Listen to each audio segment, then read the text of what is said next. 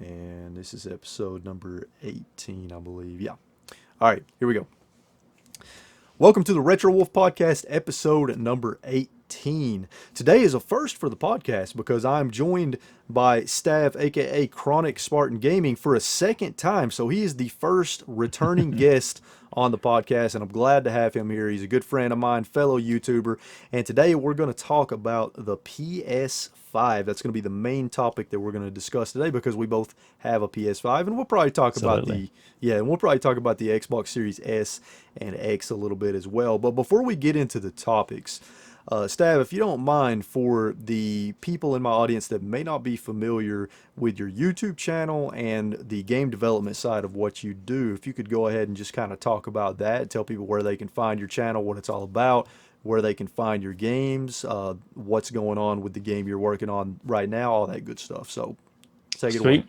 Well, first of all, thank you for having me on a second time. I really enjoyed the first time, so it's really good to be on a second time. Now, I'll try and make this as quick and short as possible. I never know what to say for these kind of intros. I end up blabbing along. But anyway, Chronik Spartan Gaming. I do videos about retro gaming. I also cover modern and next-gen gaming as well. And I also do some episodes and some content around game development because as well as being a retro game collector and absolutely loving collecting video games, especially the PlayStation 1 and PlayStation 2 generation, I also develop video games as well. So in terms of developing video games, the first proper game I would say I developed was Glow. I released that maybe 3 years ago now. I think it was 2017. Puzzle platformer, abstract game set in the dark. The whole point of that is to try and navigate your way in a dark environment with the only light being yourself, the exit, and any projectiles. And the game I'm currently working on is Gym Empire, which is a completely different kind of game. Yeah, Gym Empire, completely different kind of game to Glow. But a game I'm equally as passionate about. I like to make games about genres that I've always loved playing, and tycoon games are one of the games I've always loved playing. So Gym Empire for me was inspired by Theme Hospital, Roller Coaster Tycoon, and if you ever remember Game Dev Tycoon. Oh, yeah. I haven't played it, but yeah. Yeah, it's like a game by a company called Kairosoft. I think they're a South Korean company. But I just love those games. I love the easy pick up and go nature of those kind of tycoon games. And I love the humor side of them. So I'm working on Gym Empire. And last week I reached a huge milestone for the development. It's 3 years I've been developing it, and I finally got it to a state where it's ready for test, basically. Nice. It's like I call it like an alpha test demo, but really it's just a test build. Yeah. But also an opportunity for people who've been following the development and are in the Discord for so long to be able to finally get a taste of it and feel it. So that's been going well. Geeky Nate ran a live stream playing it, so it was really interesting seeing somebody play a game I've been working on for 3 years now and seeing it from the perspective of a gamer. It's been really good. So that's going really well, and the plans for that is to fix as many bugs, because there's loads of bugs in it. There was always going to be loads of bugs at this point. Fix as many bugs as possible as we work up to an early access release. Early access will be like, my plan is phase 1 is this test demo, phase 2 is early access, and phase 3 will be like full release. Yeah. So where to find these things, where to find me? Chronik Spartan Gaming on YouTube. I do have a website, chronicspartan.com, which covers everything I do, from YouTube to a generic blog about gaming and also all the game development stuff. But most importantly for me, Gym Empire is on Steam, ready for people to wishlist it. And that's what I'm really working towards now in terms of a game development side. And what I want this demo to help me do is to build a number of wish lists for people. So what that means is that when the game releases, people who are possibly interested in it get notified of it. And there seems to be a magic number of around about 10,000 wish lists. If you can get that going into release, you'll be looking at a relatively successful release. So Yeah. if anybody wants to find out Gym Empire, it's on Steam, ready for a wish list. Yeah. Awesome. And everybody listening, I'll say two things. Chronik Spartan Gaming is a fantastic YouTube channel. His videos are really good. He presents information really well, and he talks about a lot of very interesting topics, a lot of current topics in gaming. So definitely check that out, and I'll leave a link to his YouTube channel in the description down below. As far as his game development side, I have played Glow. It is a challenging game, but it is fun. It has some unique gameplay mechanics in it. So that's one thing that I like about you, is that you seem to really be trying to add your own uniqueness to your games, instead of just making what somebody else made. Yeah. And Glow definitely achieved that with the gameplay mechanics that you added in there. But yeah, be ready for a challenge, because it's pretty tough. But it's not tough in a frustrating way. It's tough in a, you just got to get good at the game and learn the levels kind of way. So kudos to you for that. And I'm definitely interested in Gym Empire, so I'll be there day one for that once it's released, or the early access, like you said. I'd like to check out the demo too, so we should talk about that. Absolutely, yeah. Well, if anybody's interested in being part of the test, it's available to everybody in the Discord. I can give you a link to that if you want. But I'm trying to keep it focused to the Discord group, because I chat with those people regularly, and I know they know where the game is right now. Yeah. I don't want to open it to a broad audience and everybody on itch.io, because people will come in and expect it to be a full game when it's at a certain point in its development right now. So that's why I'm keeping it to the Discord group. That makes sense. Yeah, that makes sense. But yeah, everybody, if you want to support Chronik Spartan Gaming and his game development efforts, check out his YouTube channel. If you like it, subscribe to his channel. Check out Glow on Steam. It's how much is Glow? It's pretty cheap, right? It's like I think it's $4.99, but it's regularly on sale, so look out for it on sale as well. Yeah. And it's definitely worth $5. So I encourage you to go check it out if you like challenging puzzle platformers with a unique twist. And then if you like tycoon games and you like the sound of Gym Tycoon, or Gym Empire, my bad. If you like the sound of Gym Empire, go to Steam and hit that wish list button, because that'll help my friend out quite a bit. Anything else you want to say on those before we get into the I did want to topics? say, actually, you're talking about the difficulty of Glow. A number of times it's popped into my head now. You see all these no death runs, don't you, popping up? Those no death runs, and like Megadan and Captain Algebra are pretty good at the no death runs. I am tempted to put out a no death run challenge of Glow. See if anybody can actually do it, because I'd like to see somebody try at least, and it would be amazing if someone could. So I don't know. There's somebody out there that could definitely do it. It would take training and practice, but it could be done. I wouldn't be up for the challenge personally. I don't have the patience to do no death runs in games. No, I'm the same, to be honest. It's only really recently I've realized that as a kind of concept, watching YouTubers, and I'm like, all right, people actually really go for this. So I thought it could be an interesting one to throw into the mix, but I don't know. Absolutely. And they're fun to watch. No death runs and speed runs. They're fun to watch. I enjoy those. But yeah, man, if anybody could pull that off, that would be impressive. I know, absolutely. Do you think you could do it? I don't think I could. Yeah. I've completed the game. I had to complete the game, otherwise I couldn't really ship it. Right. So I know I can complete it, but it's definitely I've never no death run anything before, and like you, I'm not really a no death run gamer. So no, I couldn't do it. All right, let's go ahead and get on to the main topic. So the PS5, man. So me and you both have a PS5, and I've been dying to talk to somebody in detail about the PS5 that has one, that has gotten experience with one. So let's start with this. Let's both share our stories of how we got the PS5, because it seems to be a little bit different for everybody how they got a PS5. You know, whether they hopefully not buy it from scalpers, which we can talk about scalpers later if you want. Avoid scalpers. Oof, scalpers. But yeah, go ahead. How did you get a hold of your PS5? Well, I decided I wanted a PS5. Probably, I'd say halfway through last year. I never got a full like a standard game console on release day. The only console I ever got on release day was the PSP, the PlayStation Portable, and that was exciting. That was fun. But I've never had like the full like home console experience, like on day one. Right. And the PlayStation 2 always sticks in my mind as like it. I always thought it was amazing, when people got that on day one and how lucky they were and how that must have felt. So when the PlayStation 5 was announced, I said to myself, I want to try and get this console on day one.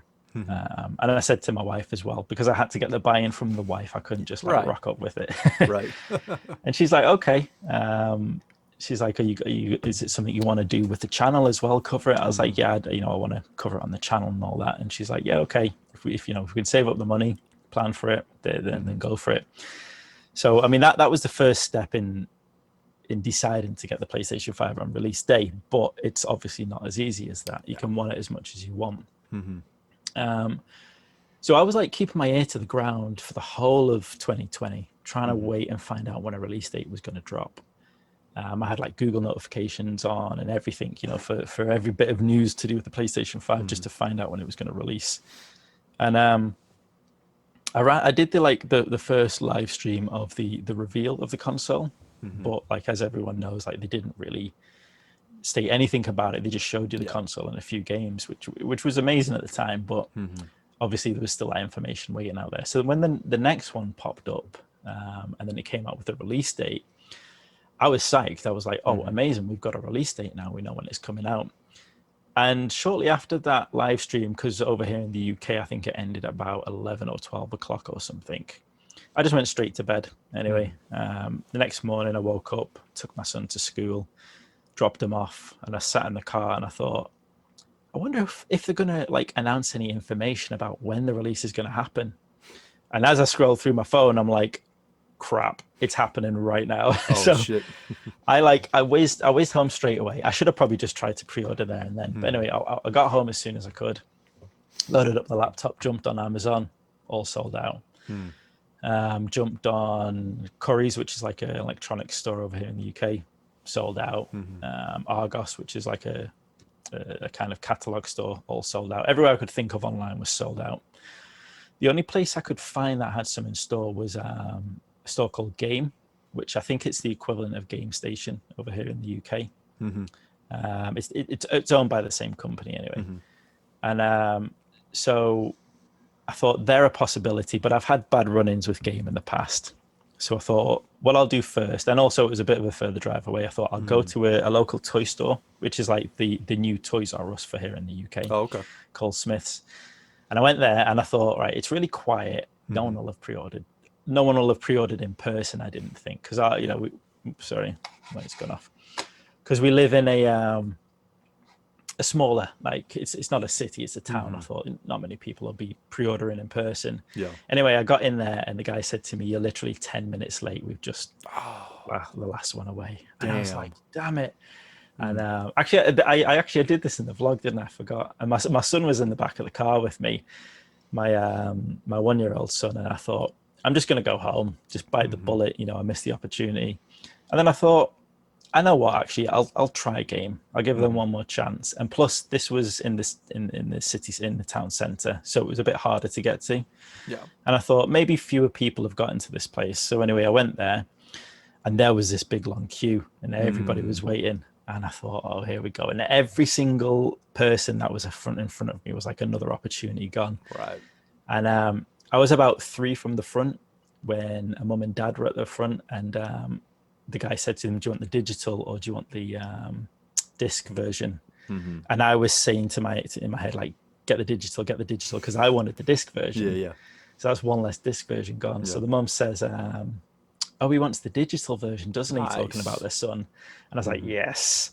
And the dad goes, yeah, we'll have a digital version and a disc version. And I was like, what? He's like, yeah, because one for my son, one for me.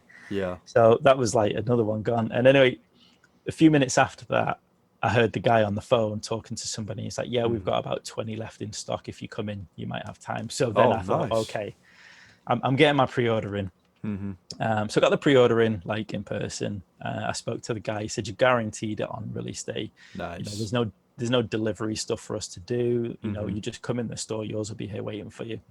So I was psyched. Then when I got home, I think it was about a week after, we started hearing news about a possible another lockdown in the UK. And I knew that was going to time itself right over the release window, which meant I probably wouldn't be able to pick it up in person. So my brother-in-law was interested in getting one as well for Christmas. This is going out after Christmas, isn't it? January. Okay, cool. Yeah. So in case he watches it, no spoilers here. But anyway, so I went on because they opened pre-orders again in the UK online, and I was fortunate enough to actually get a pre-order online about 2 weeks later.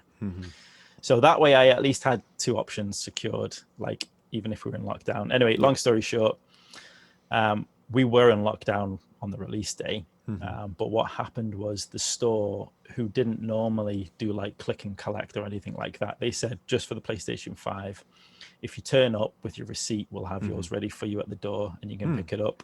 Nice. And it was smooth. Went down there at like 9 o'clock on the release day, picked it up, got home. My brother-in-laws came that morning as well. So I ended up with two in the house. One's wrapped for Christmas now. But nice. So that's how I got it in the end. Hell yeah. Awesome, man. My story's not as exciting. So when the pre-orders initially went live, I tried so hard, man, to pre-order one online.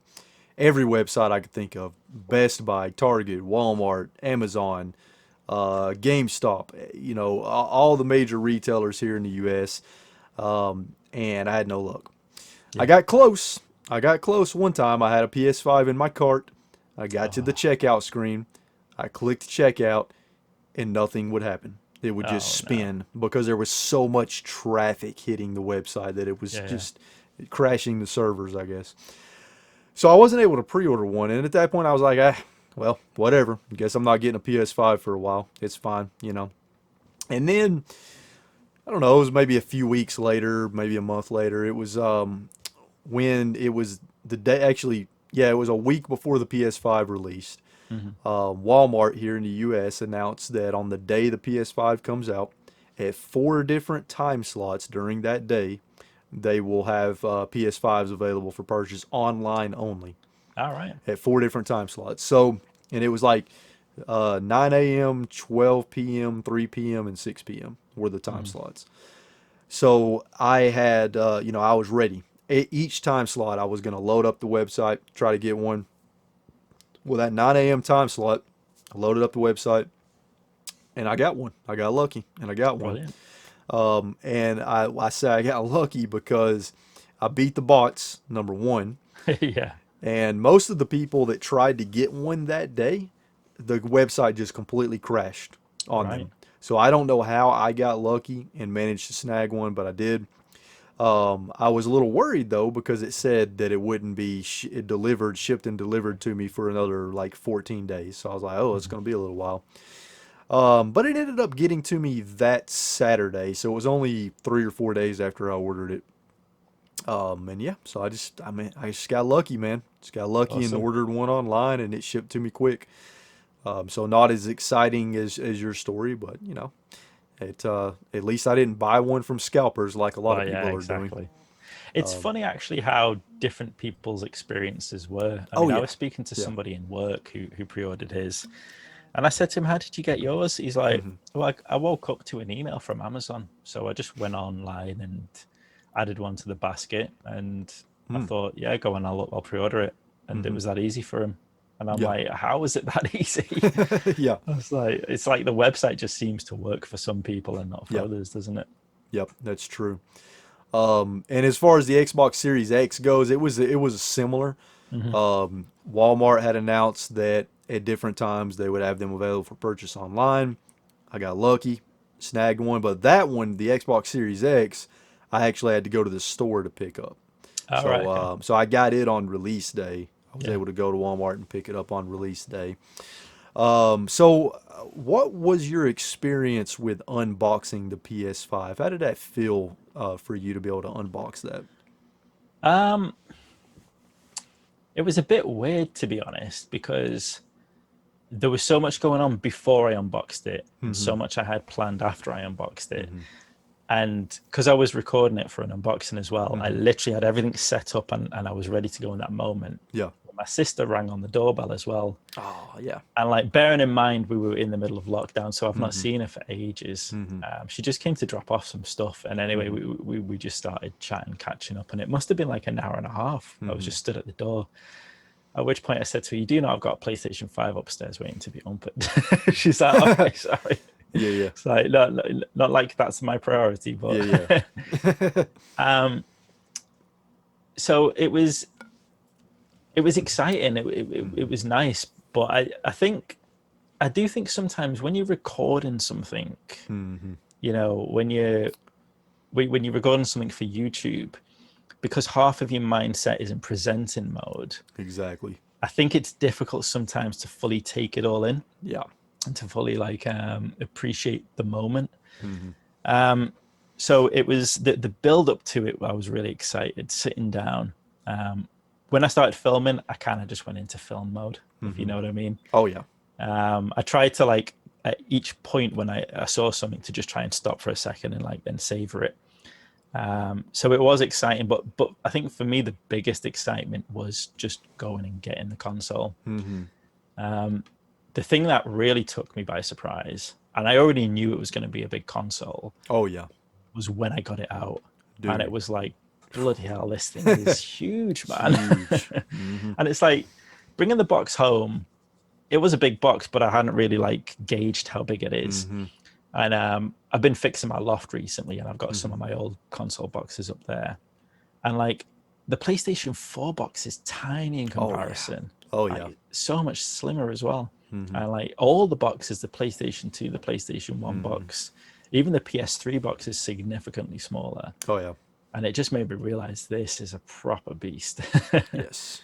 But it was kind of surreal the moment when I'd unboxed it and then it was just Mm-hmm. stood there and seeing that kind of that V shape, Oh, yeah. what I'd been looking at on the TV Mm-hmm. on the monitor screen for so long and like kind of been craving, Mm-hmm. and I must admit I think this is, other than the PlayStation 2, I think this is the console I've been most excited about the looks for.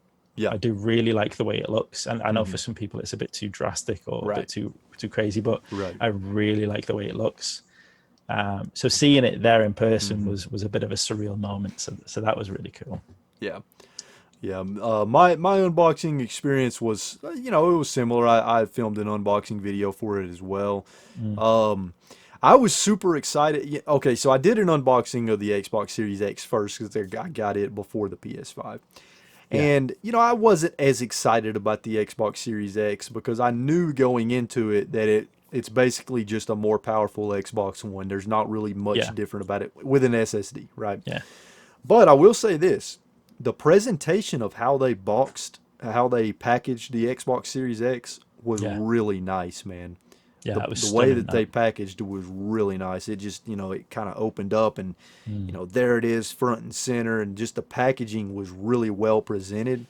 Sony's packaging of the PS5, not as much. You know what I mean? practical, wasn't it? Yeah, That's the best that could be said for yeah, yeah, it. practical. But with that being said, I was far more excited to unbox the PS5 simply because I was far more excited for the PS5 in general. But you're right, man. When you're filming, it does kind of take away from the unboxing a little bit Yeah, because you're focused on filming as well. yeah. So I get that. I totally get that. Um, but So just to say actually about the Series X, because hmm I didn't watch PlayStation 5 unboxing because hmm I wanted to go in yeah, fresh, yeah, but I right. watched your Series X unboxing, and that, even though like you building up to like the release of the Series hmm X, although I think in time it'll be a great console, I know this first year Yeah, yeah, I don't feel it's gonna compare in the same way to the PlayStation right, 5 because of the route that Xbox are going down. right. But when you opened the box and you saw it just sat there, I mean, hmm I was just watching your unboxing, and I even hmm got a little bit of like a hmm whoa moment. Yeah, And as soon as I saw that, I just knew straight away the Mhm. PlayStation 5 is not going to be boxed like that. Oh no. So I think part of that was also in the back of my mind as well when I was opening Mhm. it. I knew it wasn't going to be that kind of, Yeah. because honestly, that's the best packaging I've seen for a Oh, console dude, ever. so good. Yeah, it So was good. impressive. Yeah. And you know, I get it. I don't think Sony could have packaged the PS5 like that just because of how fucking big it is. Yeah. I mean, dude, when I unboxed the PS5, I held it up to my torso and it was nearly the size of my torso. Yeah. I was like, damn. It is huge, isn't it? But that's a good segue into, you know, you kind of touched on it a little bit, but I want to hear a little bit more about what you think about the design of the PS5. I love it. I really, Mm-hmm. really do love it. Yes, I've done 2 videos. I've done things I hate about the PlayStation 5 and things I Mm-hmm. love about it, Mm-hmm. and I touched on the looks in both of them. I don't like how big it is purely Yeah. from a practicality point of Yeah. view. I don't Yeah. mind the size of it generically, Mm-hmm. but I don't like how big it is because I can't fit it in my kind of station that I've got set Mm-hmm. up here. Mm-hmm. I think the only way I could comfortably fit it in is horizontally, and Mm-hmm. at least for the time being, I want to keep it going vertically Yeah. because that's the way I first saw the PlayStation 5, and that's how I envisage it really. Yeah. But size out of the way, I love everything about it. Mm-hmm. I love that they decided to go for a radical design. Mm-hmm. And I was actually chatting about this in the comments to one of our videos earlier, where when I think about it, I think Sony and PlayStation have kind of, I wouldn't say radical, but they've gone different with the Mm-hmm. designs of consoles for all the consoles apart from the PlayStation 4. Yeah.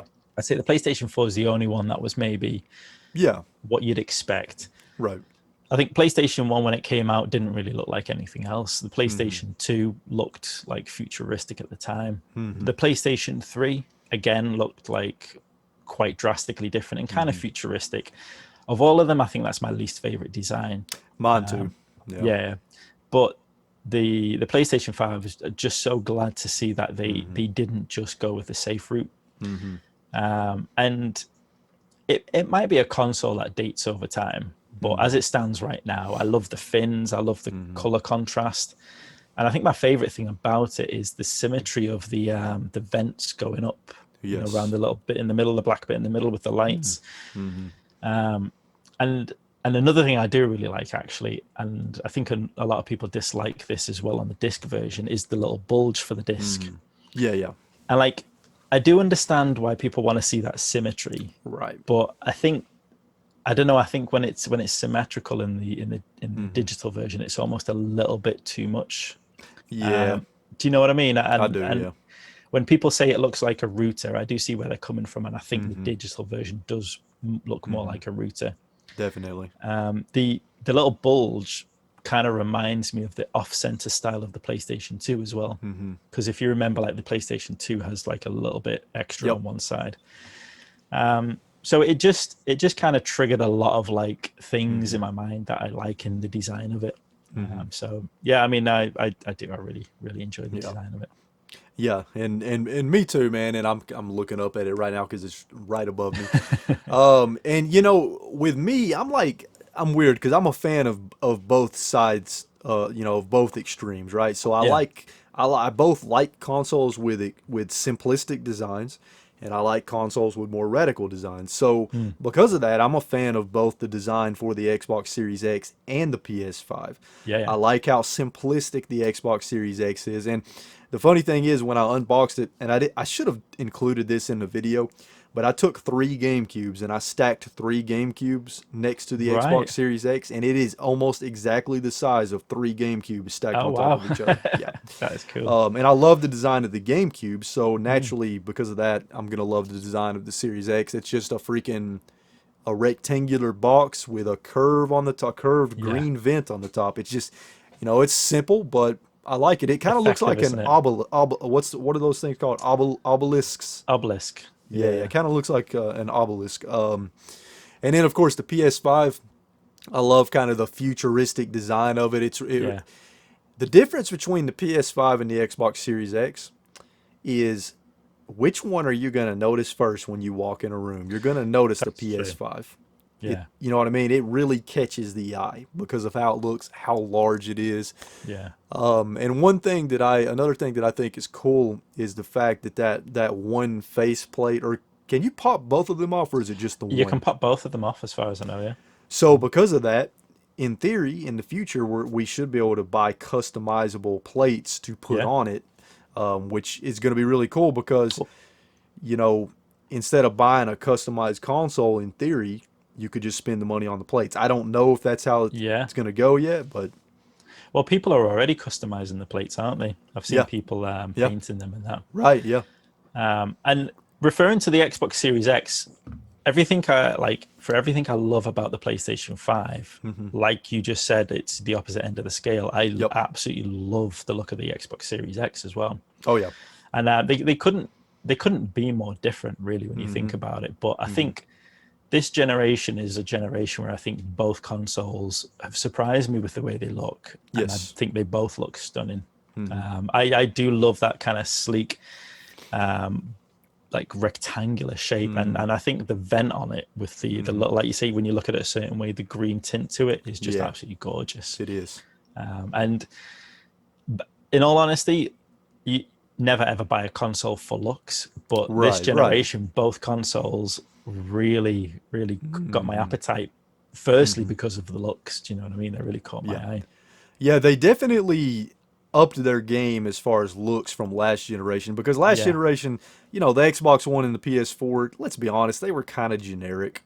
yeah, I mean, they still looked good, but they really just looked like a Blu-ray player. You yeah, know what I mean? exactly. Yeah, There was nothing really interesting about their design. no, they didn't stand out, did they? Yeah, no, not really. Whereas, you know, when you look at the OG Xbox or the Xbox 360 or the PS1, PS2, PS3, Yeah, yeah, they all had kind of some interesting elements to their design. definitely. Yeah, so I'm glad that they, you know, decided to make things a little bit more interesting. Mm. So what were your thoughts when you first plugged in your PS5, went through the setup process, and really kind of booted it up for the first time? Very first thought was 80 hours. It's going to take me 80 bloody hours to download an update. Oh no, do you have slow internet? Not particularly, Yeah. no, but it must have been that moment of the day. And I had it Ooh, upstairs, so it was on the yeah. Wi-Fi. And I was like, Yeah. I got myself psyched up. I'd done the unboxing. Mm, I'd planned to start playing it at about 10 in the morning, and it was like 2 in the afternoon, or 1 in the afternoon even. And I had to go and get my son at like 3. And then it's like 80 hours for a bloody download. I'm like, you got to be damn. kidding me, mate. Mm, So anyway, I ran downstairs, plugged it in, direct Ethernet, and then it was downloaded in 20 minutes. So, nice. so Nice. that was all right. But that was my very first thought. Mhm. But when I started playing it, what did I play first? It was Astro's Playroom, actually. Mhm. And the thing is, I was as excited as I was to get the PlayStation 5 on release day for like the whole experience. Yeah. And as much as I was excited for the look of the console, Mhm. I think I'd actually I'd subdued my excitement for the first actual experience of it. Yeah. Because in all honesty, I think historically I've gotten so psyched for what the next generation is going to feel like. Right. It's always felt a bit of a disappointment. Yeah. And Yeah. when I look back, when you look at the difference between the PlayStation 1 and PlayStation 2, it was phenomenal. Oh yeah. Even when you look at the difference between the PlayStation 2 and my console immediately after the PS2 was a 360, Mhm. it was phenomenal. But I think I always expected a little bit too much. I remember playing Project Gotham Racing on the 360 and still noticing little bits of pop up in the distance. And Yeah. I thought we wouldn't be seeing pop up. Yeah. So I think I had unrealistic expectations, to be honest, for a lot of generation jumps. This time round, I didn't expect big jumps in graphics. I didn't really see how gameplay could change all that much. Games have developed so far to a point where gameplay is pretty spot on anyway. Yeah. Right. So I was just enjoying getting to play some new video games. Mhm. Play Miles Morales, get a bit more time to play the console because it's a new console. Mhm. But when I started playing Astro's Playroom, it felt different. Yes. The playing on the PlayStation 5 felt different, and I was trying to figure out what it was. Astro's Playroom did a great job, I think, as like the first game I played on it, because instantly it's taking you through the history of PlayStation. Yes. And it makes you feel like this is an event. Like, Yes. you know, this is a build up to the PlayStation 5. Mm-hmm. And like when you're walking around in the little like center and you can look up and you can see, sorry, my bloody lights keep going off. And when you look up at the top and you can see the vents and it's like you're meant to be in the PlayStation 5, all that kind of like gave me this really nice experience of actually playing the PlayStation 5 as opposed to just like, you know, another game. And then it was when I started playing with the adaptive triggers as well. That's when it all really started to feel like a different experience. Yes. So I was really nicely surprised when I started playing it. I didn't think it was going to feel next generation. I just thought it was going to feel like a nice new shiny console to play games on. But it really did give me that next generation vibe. And later that evening, because I saved Miles Morales for when my son got home because I knew we wanted to play it. When we put that on, when we started swinging through the streets of New York and the sun rays were just coming through. Yes. One of my favorite, I love to collect comics. And I've collected the Miles Morales comics since it was first released. And one of my favorite covers for those comics is a scene with Miles Morales swinging through the streets of Manhattan. And the artwork in it has this kind of blue and purple hues with this like nice, almost orangey glow of the sun, like the sunrise. It was like a new dawn, and it was to symbolize like a new character coming into Marvel. And I just love that cover, and swinging through the streets like as Miles Morales took me back to that kind of piece of artwork. Nice. Then when you were down at the street level and you could see all the snow and the people interacting, you could look through the shop windows. It immersed me in a way that I haven't felt in a video game for a long time. And I don't think graphics alone have immersed me in a game. It's always needed the story, you know, and everything else going with it, the music and all that. And no doubt all of that plays a part in Miles Morales, but the graphics for the first time, like fully immersed me. And I felt like I was walking through New York City. So I was pretty blown away, to be honest. And maybe it's because I had low expectations going in, but I was really nicely surprised. What about the UI? Because, you know, they completely changed the UI with the PS5 from the PS4. What did you think about the UI? Instantly, I liked it because it felt a lot simpler, a lot less cluttered. Yeah. I didn't like on the PlayStation 4 UI of having to go up a level to get to all your options and all that. Using it as often as I did, I always kind of forgot where things were. So I did like that, and I love that the games are like front and center. It's like easy to swap between them and all that. The thing I did struggle to figure out was how to get to the power options, you know, like restart rest mode. Because normally you hold down the button on the PlayStation 4, don't you? And it pops up in the side. So I was holding down the button for ages and nothing was happening. And I went up to the settings, nothing was happening. And it was only after a few goes I realized you press it just once. And then you bring it up there. That little pop-up menu is nice at the bottom. I like it. And I do also like how the PlayStation Store is kind of integrated into the whole operating system rather than loading up something. Right. So I like it. For me, it feels like everything's there, but not in your face at the same time. So I like it. Yeah, I totally agree, man, on that with the UI. And I really like the pop-up menu at the bottom when you press the home button because, you know, on the PS4, when you press the home button, it completely takes you out of the game, pretty much. But on this, it doesn't really take you out of the game. The game is still right there, but then you've got your little quick menu at the bottom, and I really like that.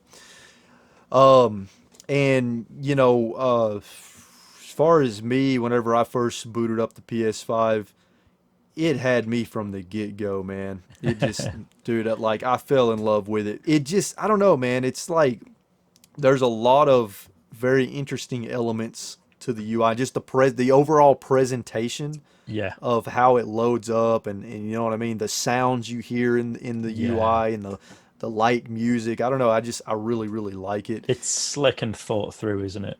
It is. It's slick. It's also fast and snappy. You know, probably because of the SSD. You know, that makes sense. And that's in stark contrast to the Xbox Series X, because the Xbox Series X UI is exactly the same as the Xbox One UI. Ah, right, is it? It's not different. It's the same. It's the same UI. So from the Yeah. get-go, when you boot up the Xbox Series X, from the get-go, it does not feel like a new experience. It feels like you're just playing an Xbox One. The Right. controller is pretty much exactly the same. I think they made the D-pad is really good on the Xbox Series X controller. I'll say that. The It's D-pad like is the really good. Elite controller D-pad, isn't it? That they I went think for. so. I think so. It's a really good D-pad. It feels good. The controller is very comfortable. But they didn't really change the controller that much. They didn't add any Yeah. new features to it or anything like that. Like I said, the UI is the same. So, for me, the Xbox Series X doesn't feel like a next generation console. It Yeah. just feels like an Xbox One to me. Yeah. Whereas the PS5 does not feel like a PS4. It feels No, it like a doesn't. new experience. Between the Definitely. controller and the console itself, it feels like a new experience. I will say this. There are two things that the Xbox Series X has that the PS5 does not have that I do like, and that is number one, quick resume. Mm. Quick resume is amazing. You can have 5 games at once set up in quick resume, and I tested it out. I think I only did 4 games. Yeah, so I had Assassin's Creed Valhalla, Hmm. The Outer Wilds, uh, Journey to a Savage Planet, and Hellblade: Senua's Sacrifice. I was bouncing back and forth between those 4 games, and each of those 4 games with quick resume, I could just stop wherever I'm at in the game, back out to the home menu, load up the next game, let's say Assassin's Creed, immediately pick up right where I left off without having to go through the main menu or the Yeah. loading. And unfortunately, the PS5 doesn't have quick resume, but Yeah. at the end of the day, it's fine because, I mean, let's be honest. How many of us are playing multiple games at once? Not very many of us. You know what I mean? True.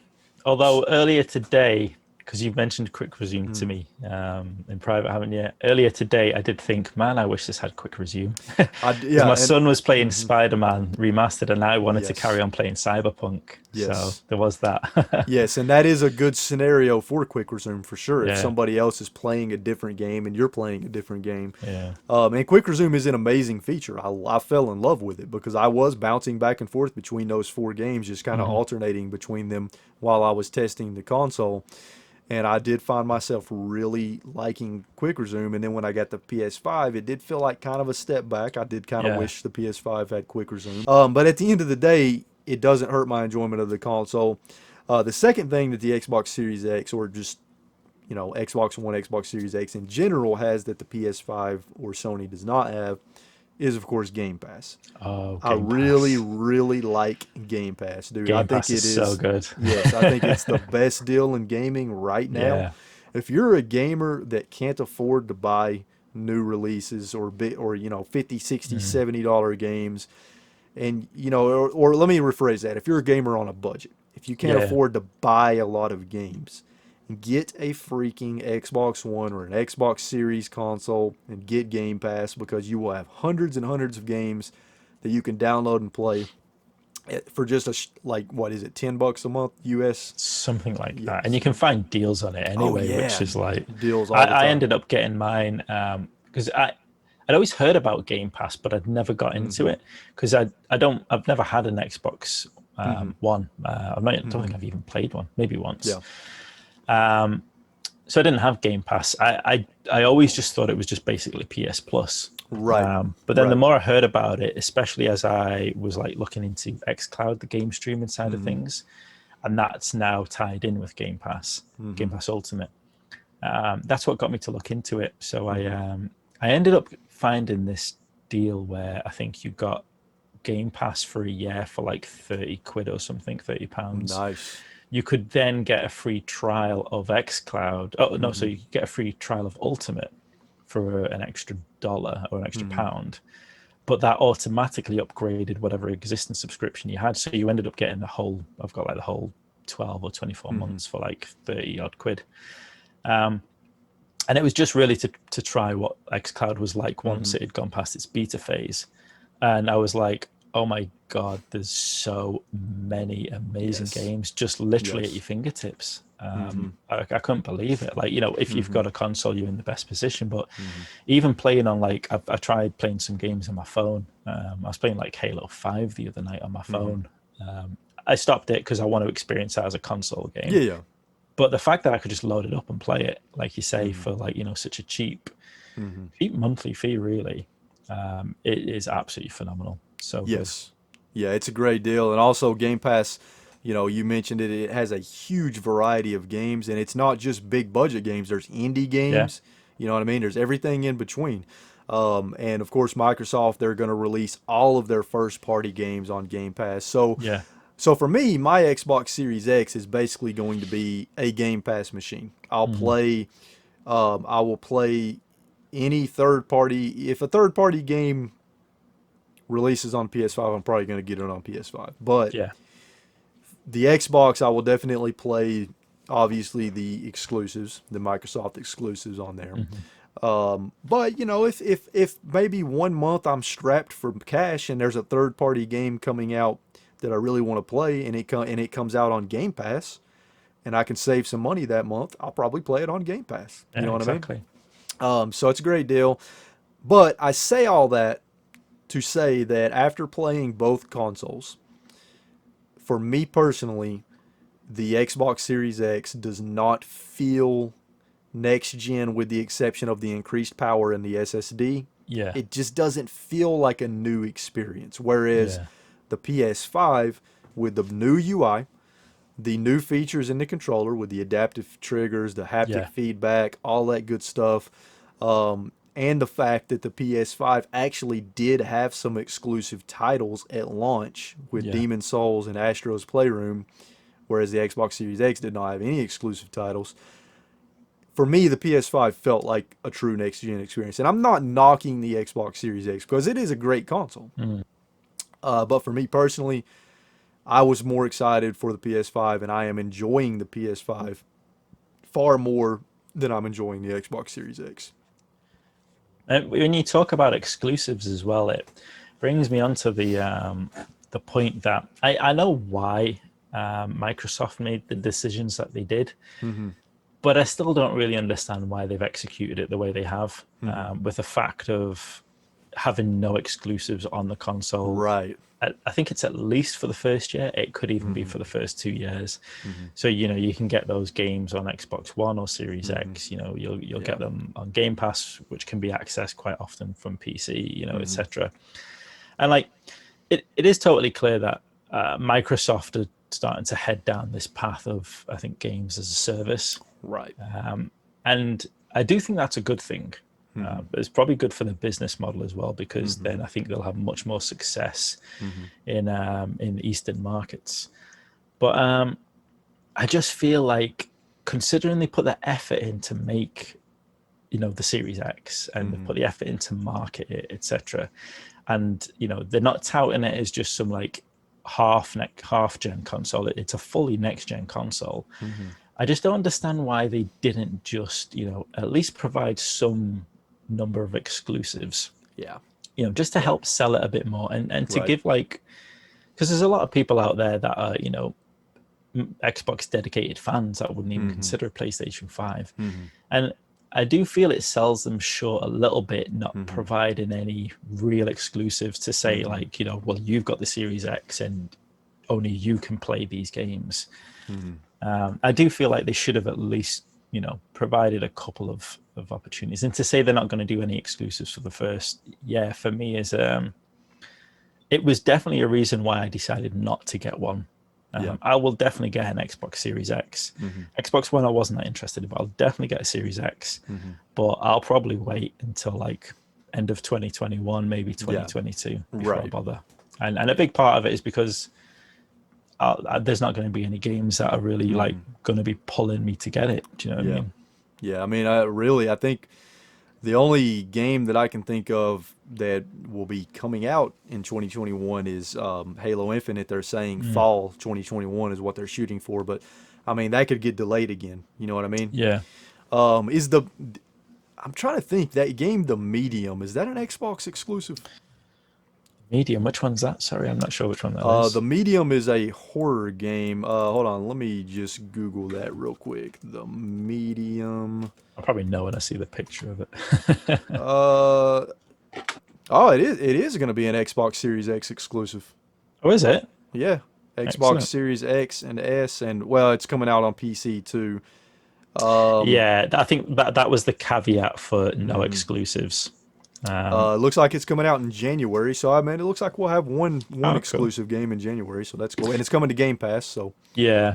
Yeah, when people say it's not an exclusive because it comes out on the PC, I don't think that really counts. I no, think for me, yeah, exclusive are console based, aren't they? right, So console that's fair exclusive. enough. Yeah.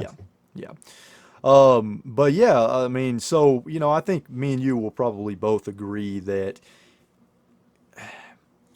you gotta have exclusive games to really sell a console and make your Yeah. console appealing. You have to have exclusives, and that's why Nintendo and Sony are so damn successful, is because of their massive exclusive first party library. Yeah. Microsoft just doesn't really have that. They're working on it. They're buying studios and they're working towards that, especially buying Bethesda. That was insane. But and I think that's part of the reason why the Xbox One came in last place last generation, is because they just didn't have the exclusives, man. Yeah. Which is kind of funny as well when if you think back to the original Xbox and the whole only on Xbox tag, Yes, right. there was loads of games Oh, that dude. were very specifically and just felt like Xbox games, Yes. A lot of people call it like the Dreamcast 2. And I feel like back then they had an opportunity really to secure their place as the type of console the Xbox was and the type of games they had. And other than Halo, I don't really think they've kind of followed that through. I Yep. think once the 360 came out, and maybe because it was the most popular console of that generation, at least at the beginning, it felt like they kind of just diverged and diluted Yeah. the library a little bit. Yeah. And then it just felt like there wasn't, when I think of PlayStation, I think of like Uncharted. I know Metal Gear Solid isn't an exclusive, but I think of Metal Gear Solid, Ratchet and Clank. Yeah. Ratchet and Clank, Gran Turismo.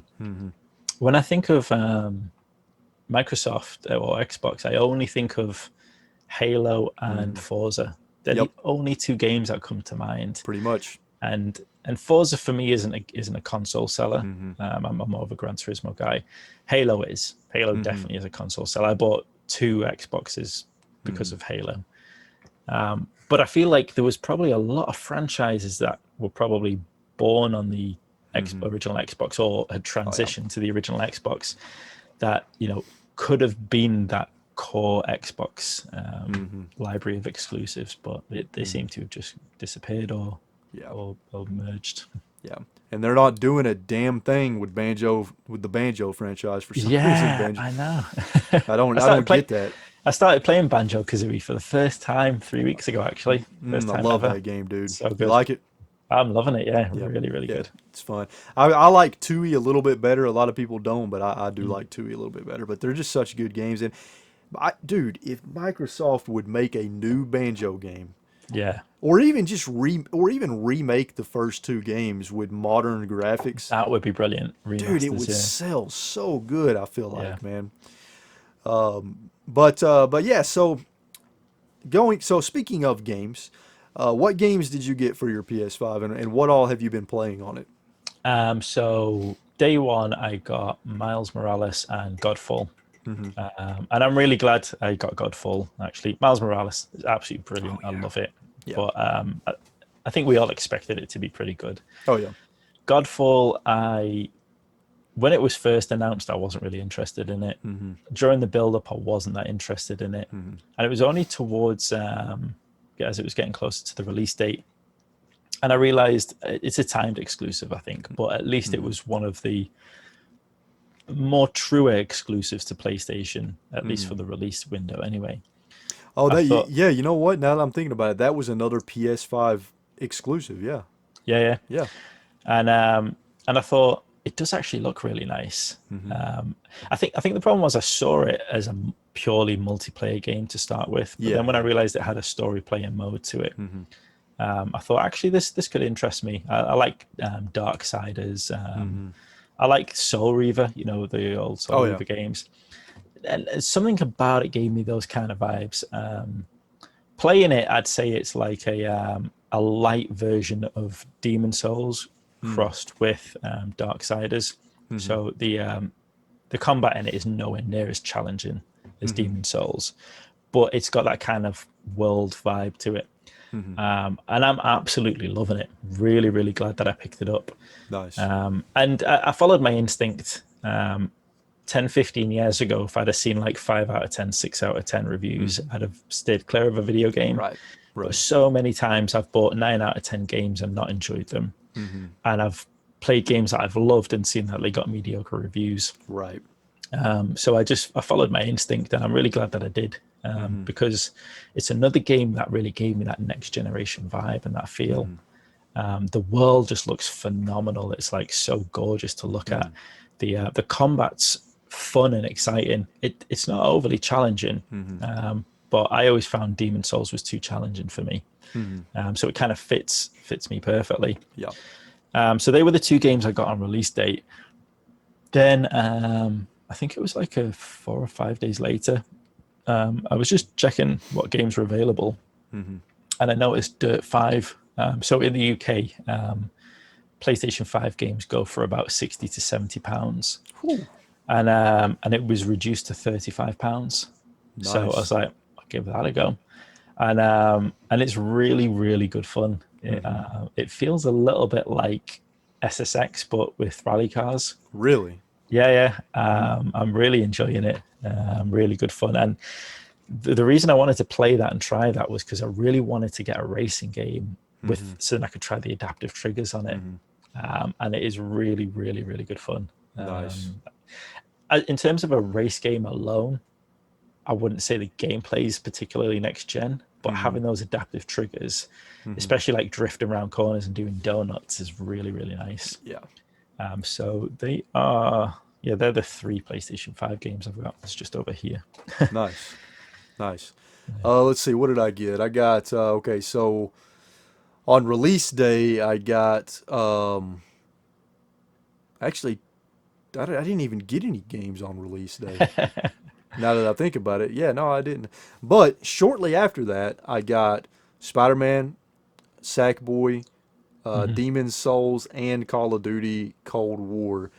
And I'm not typically a Call of Duty fan, but the fact that it had a single-player campaign and it used the adaptive triggers, I wanted to try it out. I don't really do Call of Duty multiplayer. No, I don't either. But after release, I got Immortals Phoenix Rising. But let's start with the games that I got shortly after release. So, I played each one. I haven't beat each one. I beat Spider-Man Miles Morales. And just like you said, dude, that game is phenomenal. It's so damn good, man. I 100%ed it. I was enjoying it so much that I 100%ed it, man. And it's not super long, and that's fine. You know what I mean? It's a nice, condensed, action-packed experience that doesn't take that long to get through. But like you said, man, the graphics are phenomenal. It really feels next gen. Yeah. When you walk around the house and you see his mum like cooking on the stove, and you can see everything close detail, it's like ridiculous. Yes. Another one of my favorite parts is when you're walking around at nighttime in this like fair as Miles Morales, and you're seeing all these vendors and all these people like buying food and eating food and just all this stuff going on. The attention to detail in that game was very impressive. Yeah, it's good, isn't it? The combat was fun. The story was great. The character progression was great. Just a fantastic game. And I really, really enjoyed it. The performance was just buttery smooth on the PS5. So really like that. Sackboy: A Big Adventure really surprised me, man. That is a game I cannot recommend enough. It is a 3D platformer similar to, I'd say, a game like Super Mario 3D World on the Wii U. It's kind of similar to that. But, dude, the game is so much fun, man. The level design is fantastic. The music is great. The graphics and art style is really good. The gameplay is fantastic. And there's a ton of content in the game too. There's a Really? lot of levels, man.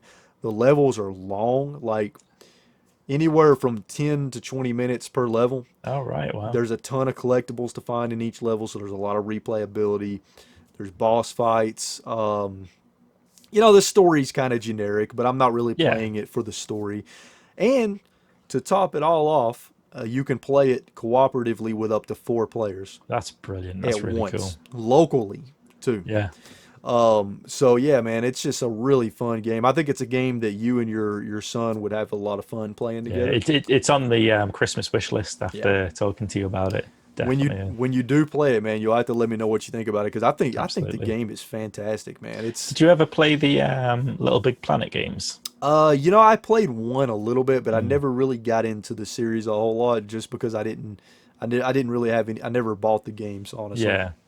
Well, I always thought it was like mostly about building your own levels, Hmm. and there was a small part of it that was like designed, Yeah, to yeah, play through as Sackboy. yep. And I always thought that part was so good, but too Oh yeah, short. So it's too really short. good Yeah, to see that they've made like a full dedicated 3D game yes, to it. yep, yeah. And it's dude, it's I mean it seems like it's gonna be a long game. I'm on the third world, and I've probably been playing I don't know between 5 and 10 hours. Right? Cool. Yeah, and I'm on the third world. I think there's 5 or 6 worlds total. Brilliant. So I would say, depending on how much time you spend trying to get all the collectibles and stuff like Yeah. that, if you try to 100% it, it's going to be really long. But if you're just kind of playing each level, you're probably looking at 15 hours, 10 to 15 Brilliant. hours. That, Yep. that, that's a good amount for me. Yep. That's a good amount. Yeah. Yep. And it's 10 or 15 really fun hours. There's a lot of Yeah. really good gameplay mechanics, and they actually seem like they followed some of Nintendo's game design philosophy because Right. in a lot of Nintendo games, especially Mario games, you'll see levels that will have gameplay mechanics in them that you'll never see again for the rest of the game. It's just a Right. really cool gameplay mechanic you see in one level, and that's it. And Yeah. this game seems to follow suit. You'll see a lot of really fun gameplay mechanics that you just don't ever see again, Right. which is pretty interesting. But yeah, it's a great game. So, and You, then, you can't go wrong following Nintendo when it comes to oh yeah, platformers, can you? no, absolutely not. I've played some of Demon's Souls, and I do like the Souls games quite a bit. The freaking graphics in Demon's Souls on an HDR 4K HDR monitor is just ridiculous, man. So ridiculous. It's almost photorealism. Yeah. It is really really impressive. The game runs at 60 frames per second. I do like it quite a bit. However, it's going to be a while till I really sit down and try to play through it because that's going to Yeah. be a game that I'm going to have to dedicate quite a bit of time to. Yeah, definitely. Call of Duty Black Ops Cold War, I played the first 2 missions in the campaign just to kind of see what it was like.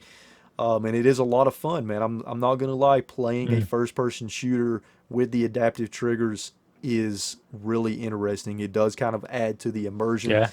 And not only that, every gun feels different as far as the haptic feedback All goes right. Wow. in the controller as well. So it really gives each gun its own unique feel and kind of adds to the immersion of the game. And the graphics are really good in that, as Brilliant. they should be, as much damn money as they Yeah. spend on those games.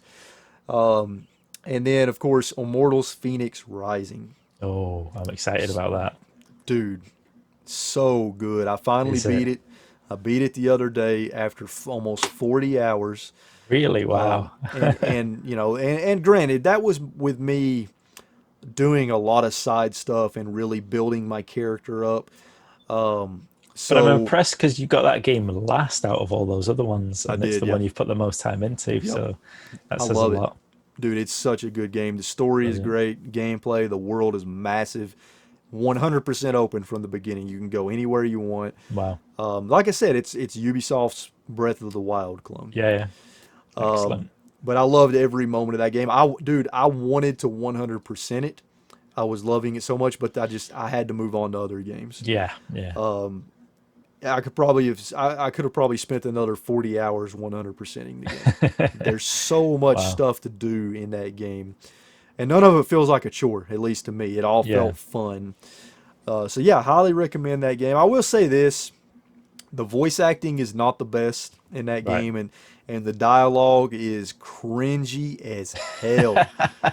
Dude, it has some of the, I'm not gonna lie, it has some of the cringiest dialogue I've seen in a game in Excellent. a long time. And some people are gonna hate that, and some people are gonna love that. Yeah. I found it to be entertaining, but there were a lot of jokes, a lot of what you call dad jokes Oh, in right. that game. Brilliant. But yeah, I 100% recommend that game. You will get your money's worth, more than your money's worth out of it. Excellent. That's another one that's on the Christmas wish list. And what I Hmm. really like about the sound of it is how it's focused on Greek culture Yes. and Yes. history. So Yep. And it that is. just Yeah. Yeah. yeah, It's that very. sounds It is. interesting. Oh yeah. Yeah. It is very heavily focused on that. You'll see a lot of the the Greek gods and stuff, and Mm. interact with them, and even fight them. And yeah, it's great, man. It's a good game. And Brilliant. I've played a few PS4 games on the PS5. I played Yeah. through Uncharted 4, Uncharted Lost Legacy. What other PS4 game did I play through?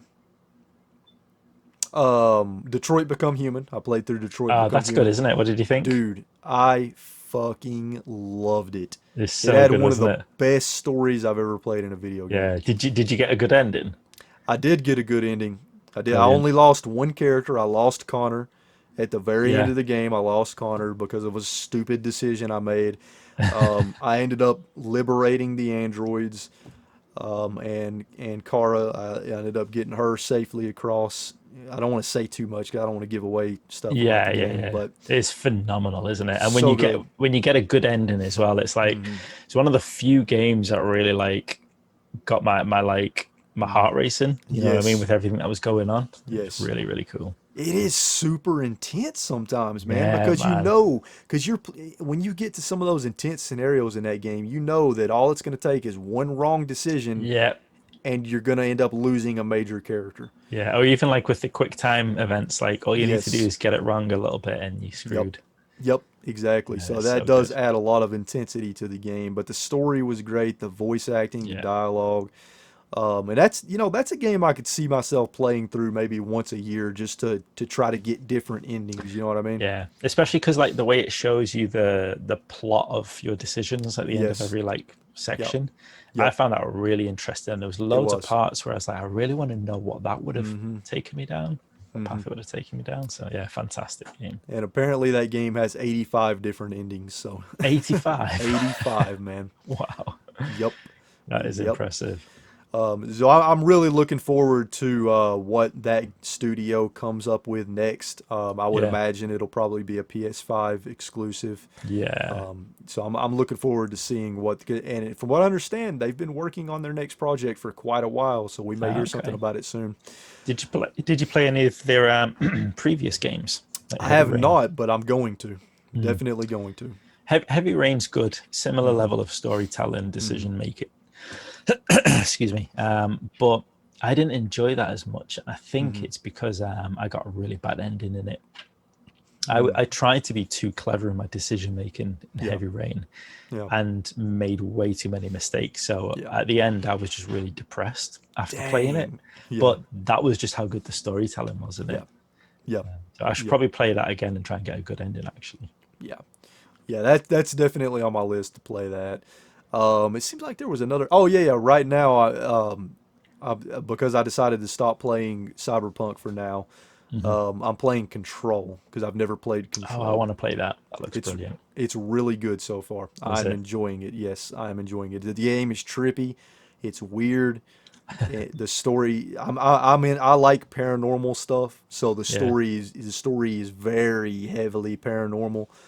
So I like it quite a bit. You know, it's from the same developers that made Alan Wake. Ah, well, I didn't know Yeah. that.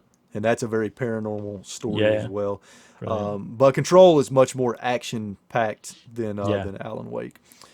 But yeah, so and because I've played so many PS4 games on the PS5, I can confirm that PS4 games play better and they load faster on the PS5 thanks to the SSD. Brilliant.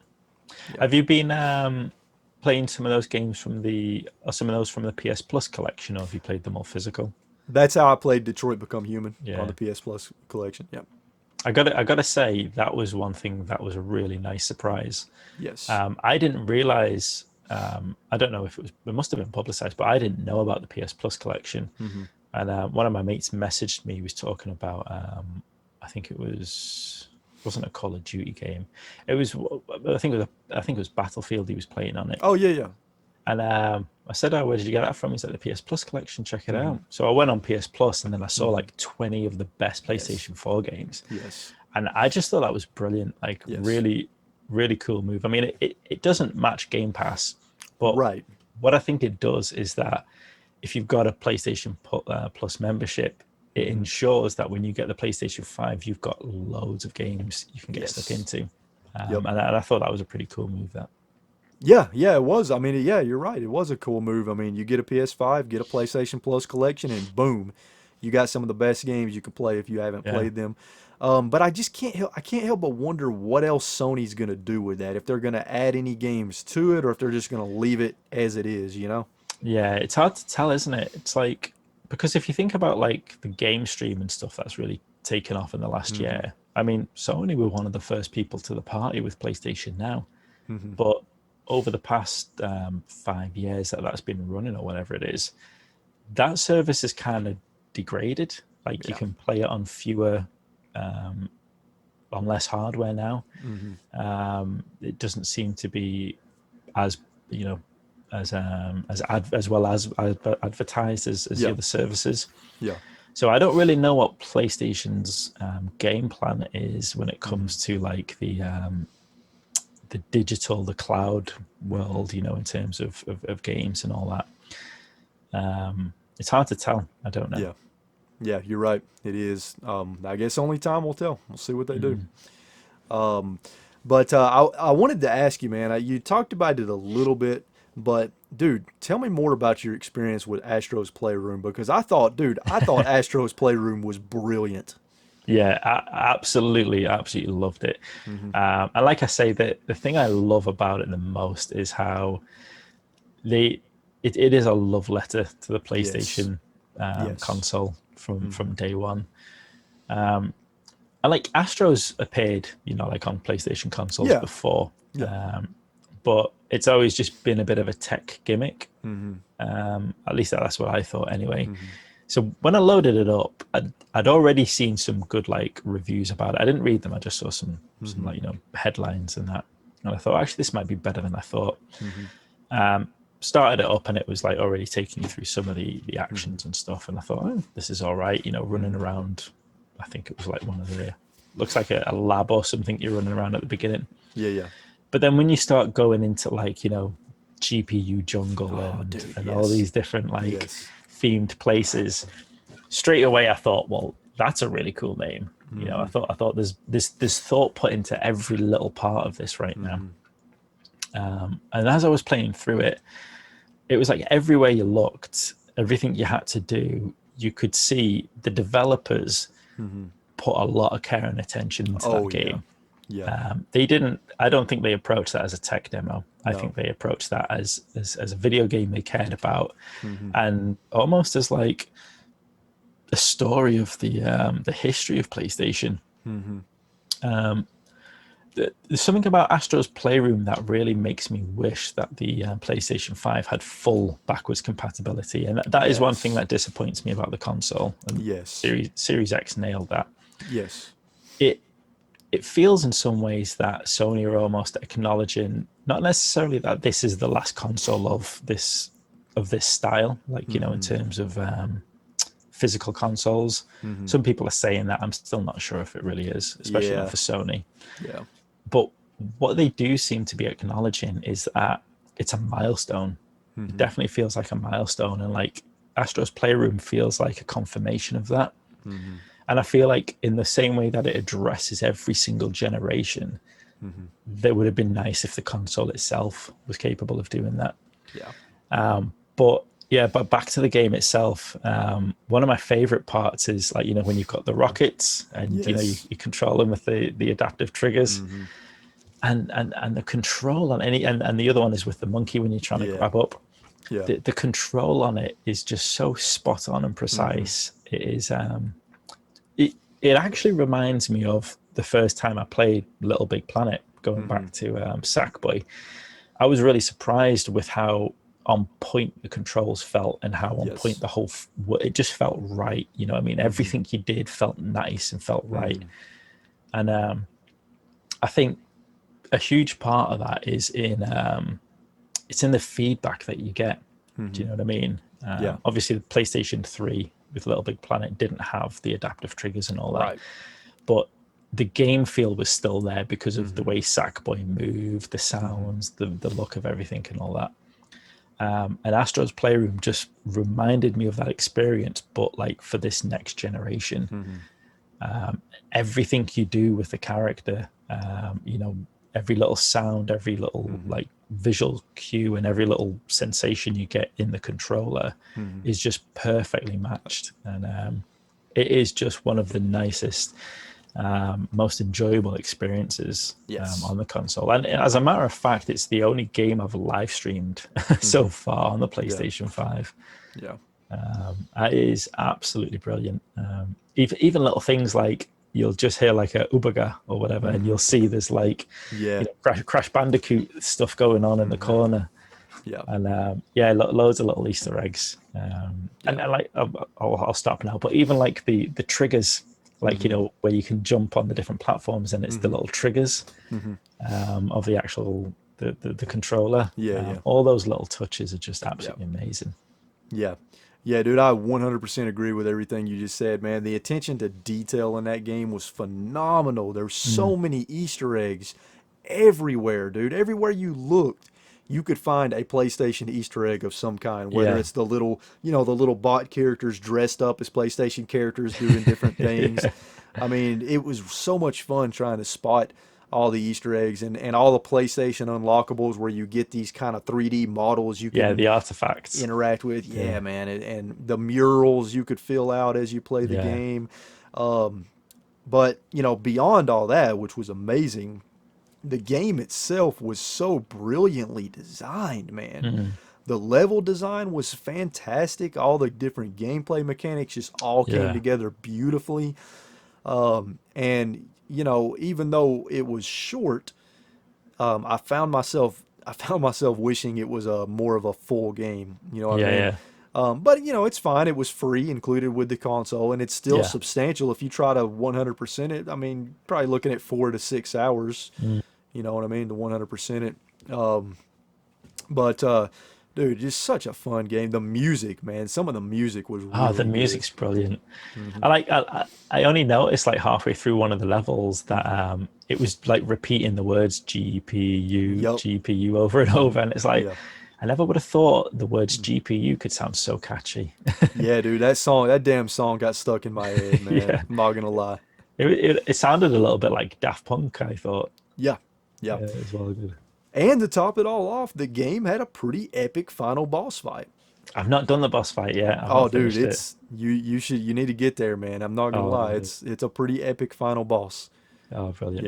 It's another game I had to take a step back and wait for my son, because that's something I wanted my son to try and experience and enjoy. He saw how psyched I was about the PlayStation 5. He was getting psyched along with me. So that's another one I thought I'll wait and we can complete that one together. Yeah. And that's awesome that you're able to kind of share in that experience with your son. Man. That has to feel pretty good, huh? It is nice. It is really nice. It was really funny actually, because we were playing through Miles Morales, and at some point it was just like I was sat down with my mates. So like, you know, I wanted to like fully experience Miles Morales, and I knew it was a short game, so I wanted to enjoy it all. So we'd be fighting over whose go it was. He's only like 5 years old, and he's like, Dad, you've been on it for like ages. I'm like, yeah, but you had a longer go than me and all this. So that was quite funny. We had a good laugh for that. That's funny. But he's been aching to play the Spider-Man remaster. Oh, because now we've completed Miles Morales. He's massive into Spider-Man. And I wanted to start playing it with him, but I've started Cyberpunk 2077, and I don't really want to like intermingle the stories. The two games I want to like enjoy, dedicate time to. But I thought I'm not going to make him wait while I finish this game.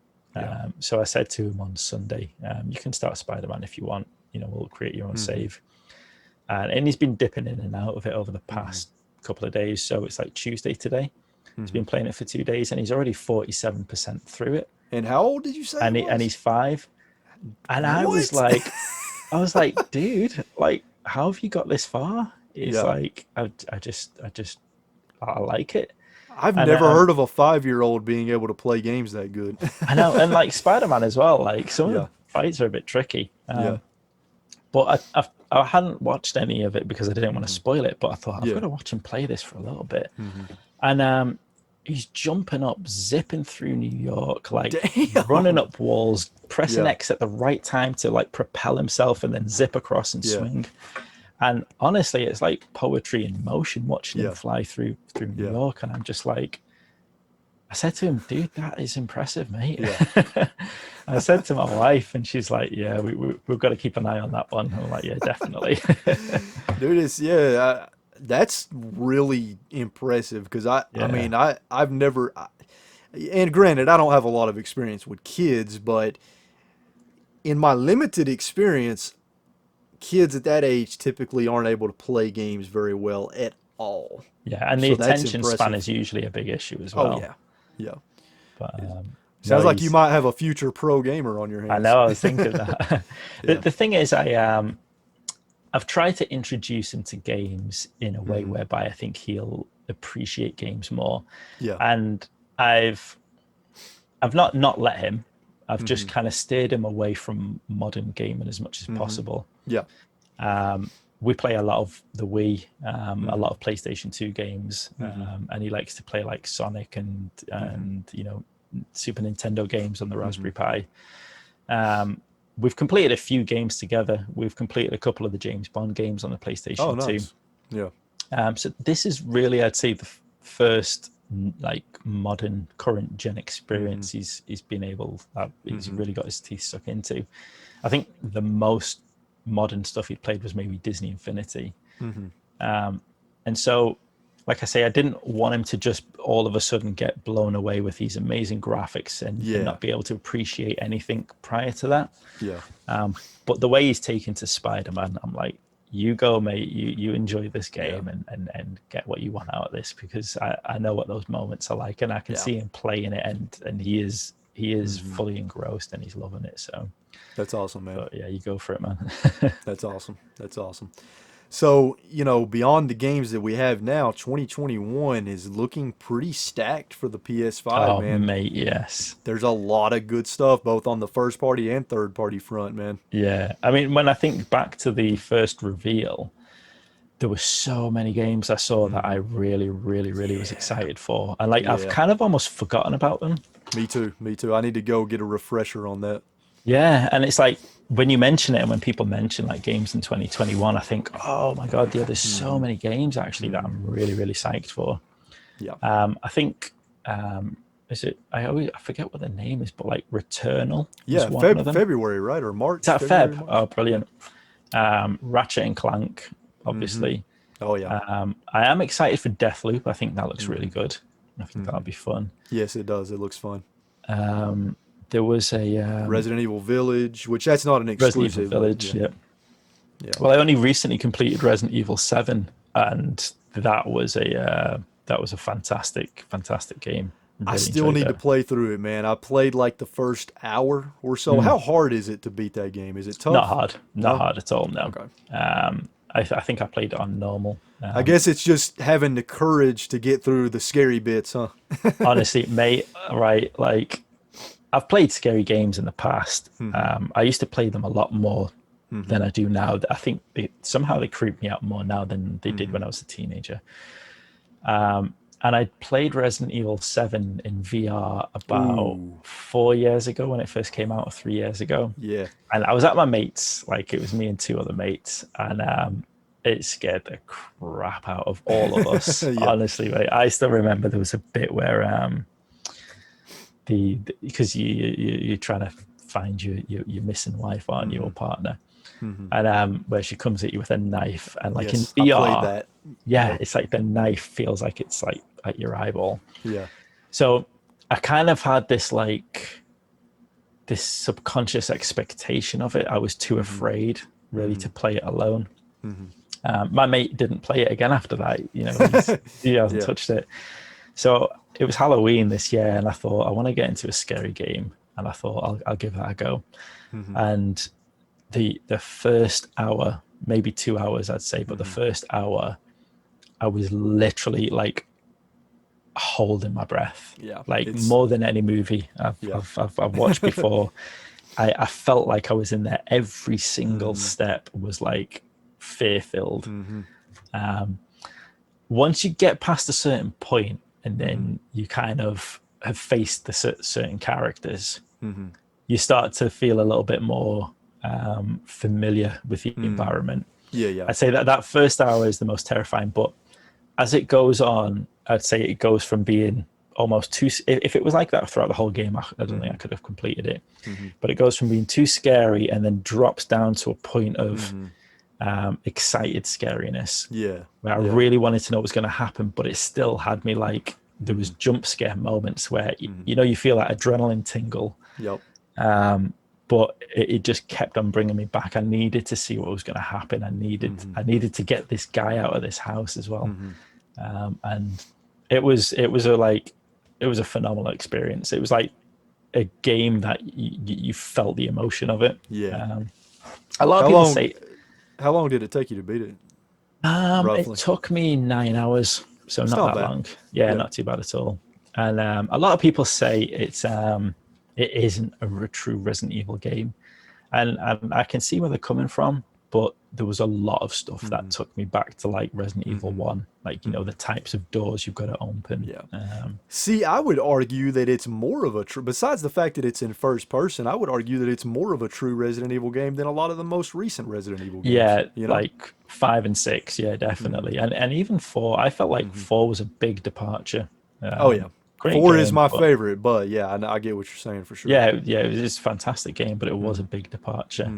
I'd probably say I think this feels more Resident Evil than 4 did to me. It's slower paced, right? I mean, from what I played of it, it seemed like much slower paced. It's not as action packed as some of the more recent RE games. And it has a very like Texas Chainsaw Massacre vibe to the setting. Dude, it does. And like that adds to the scariness of it, definitely. Later on in the game, as you start to unravel more of the story, it starts to reveal a bit more of that Umbrella Corp side of things. Okay. And I loved that. I really loved that. Brilliant. I really enjoyed it. So I'm really, really excited for Village now as well. More so than I was when I first saw that it was announced.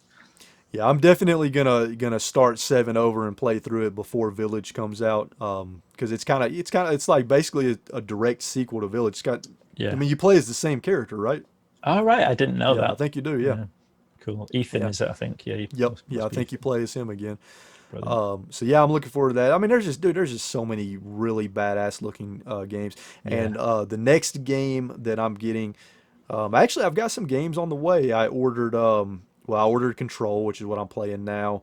I also ordered Devil May Cry Special Edition. Oh yeah. So that's on the way, and then this game called The Pathless, and that's another PS5 exclusive. Right. It's basically a super high end indie game. I guess you could kind of call it like a double A. Triple I they call them, don't they? Yeah. But it looks really good. Look it up when you get a chance. It's called The Pathless. Check that out. But the next game that I really plan on getting into, while I wait on Cyberpunk to be fixed, the next game that I really plan on getting into is Hitman 3, because that's coming out in January. Yes. Yeah, Hitman 3 looks brilliant.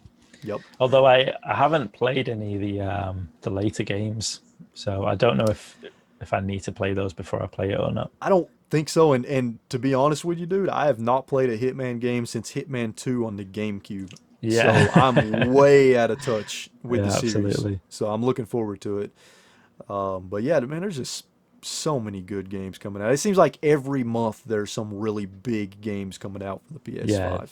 Yeah. The 2021 is looking really good. Yes. I was trying to remember when I've just come across it now.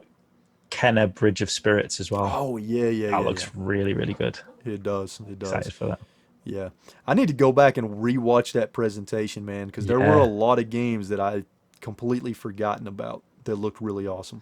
There was one at the end of it. I'm trying to see if I can find the name now.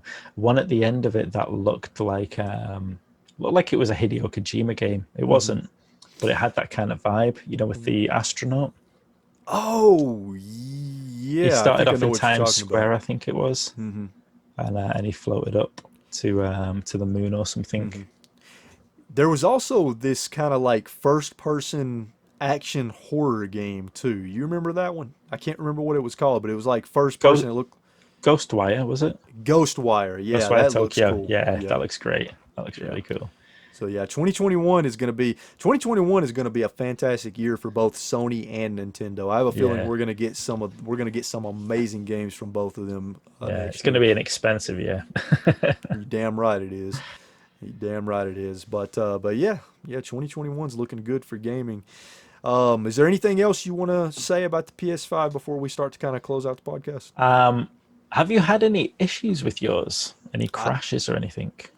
I mean, other than Cyberpunk 2077 issues, Yeah, that's but the that's game not from the itself, isn't it? system. It's the game. Yeah, no, I haven't had any issues.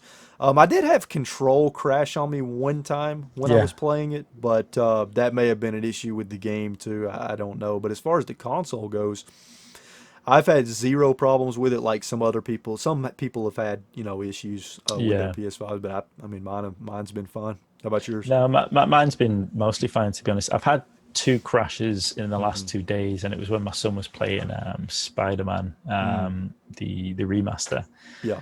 Prior to that, I'd had a couple of issues playing Dirt 5, but like you said with Cyberpunk 2077, I think that was an issue with the game because the Yeah. PlayStation was fine. Right. It was just like cars not appearing on the podium at the end. But the reason I ask is because I did like an episode, I think it was the week before I got my PS5, because I'd heard of issues of it if you put it into rest mode. So I did an episode about that. Yeah. And I did not expect the amount of people to comment on that video with how many issues they've had. Really? Yeah. And That's weird, man. it's strange because at first I thought, oh my gosh, like the PlayStation 5 is having massive issues here. And it felt like everybody was. But then when I thought about it, like I've kind of created a funnel with that episode.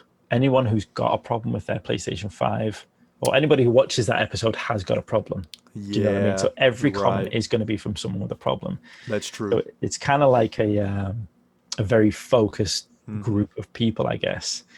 That you're not going to get very few people who've got no issues with it are going to bother watching an episode about issues on it.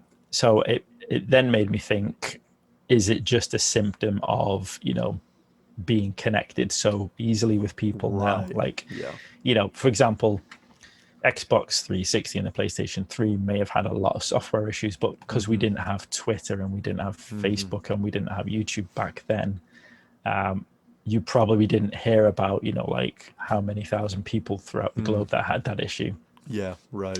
So that's why I was asking, really. Yeah. I'm curious as to how many people, just generically do have issues, but it seems to be fine. I know Chris from Telesplash Gaming said he'd had one crash on his, but if I get a crash or two, I'm fine. It's only like if it's a repeated issue that it's something I'd be concerned about.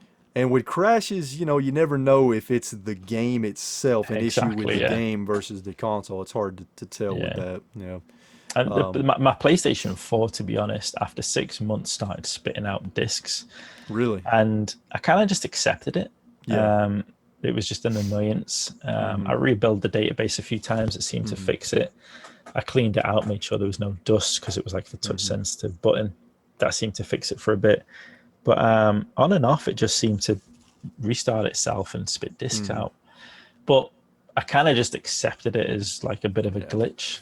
Whereas like now with everybody putting so much attention on the PlayStation 5, it's making out like it's a huge issue. The console should have never been released. I'm hearing people say it should have never been released. I don't think so, man. I mean, it's software at the end of the day. You're going to get bugs. It's impossible to test every scenario. And as long as the problems are software focused and not hardware focused, then I'm all right because at least they can patch it. You know what I mean? And I'll be honest, man, and of course I can't prove this, but I have a feeling that if we had the data in front of us, I have a feeling that the number of people that are having issues with their PS5 is probably a hell of a lot smaller than it's being made out to be because, Yeah. it's just like with, you know, people that are negative on the internet, right? They're probably they're the minority, but they have the loudest voice. And I Loudest think it's voice, the yeah. same here, even though, this is kind of different. I think it's the same. I think it's where, the people that are having these issues, they're being picked up by media outlets. The news is being spread all over the internet. Yeah. They have the loudest voice, and it makes it appear as if it's a widespread issue. But I have a feeling it's not, because let's be real. If it was a true widespread issue that was affecting, let's just say, 70+% of the PS5s, Sony would probably be doing a recall or something. They'd be trying to cover the backs in some way or Right, another, wouldn't they? right.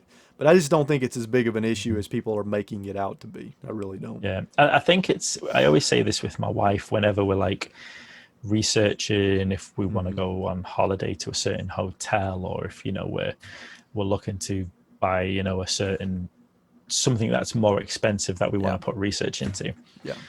You end up finding most things have decent amount of negative reviews.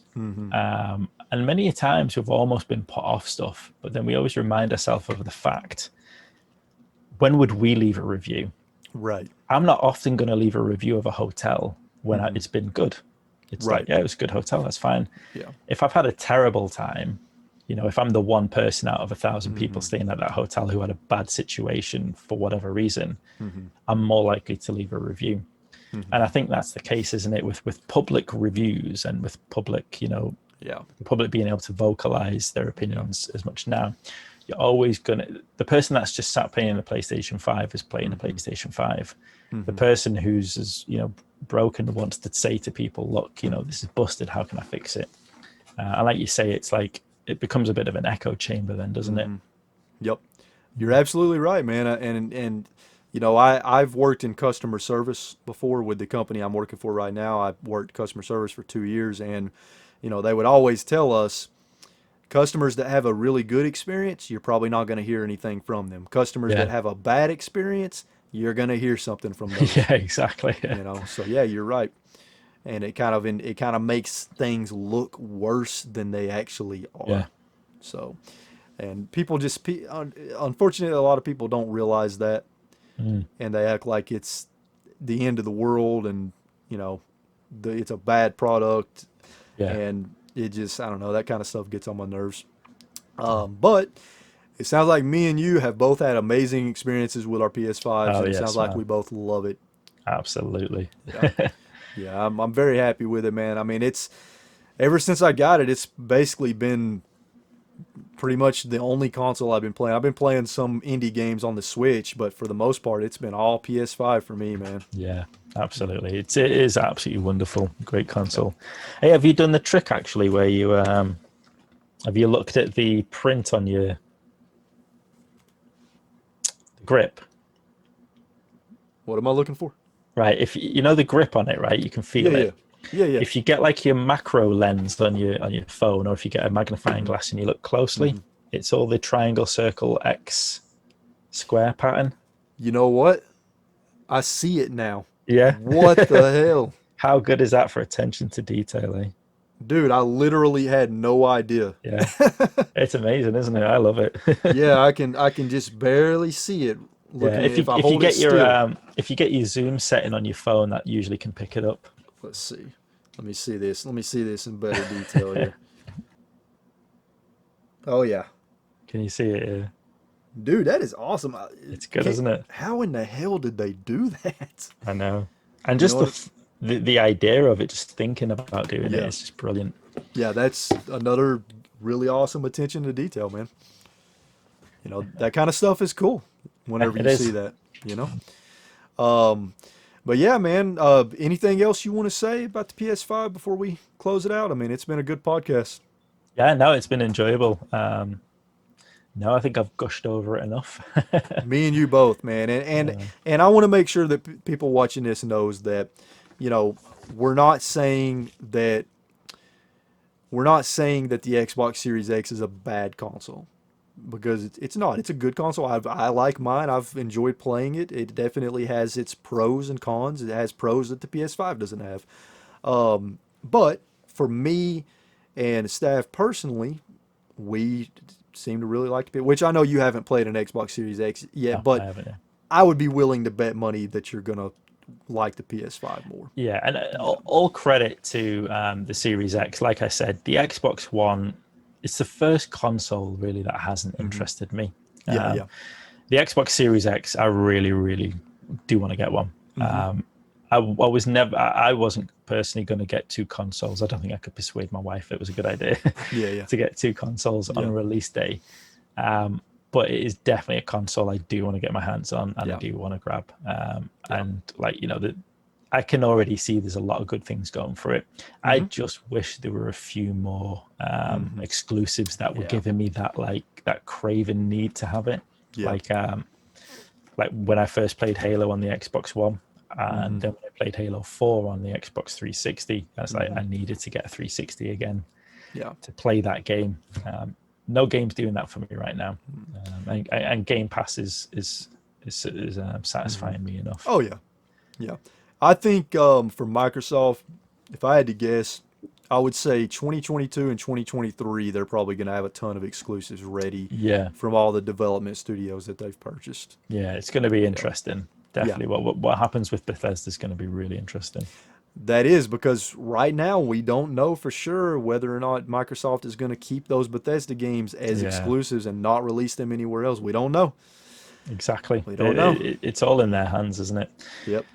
The only things they have to stick with are already agreed releases. Right. Yeah. Everything else, it's completely up to them. Yep. That's true. It will definitely be interesting to see how things go.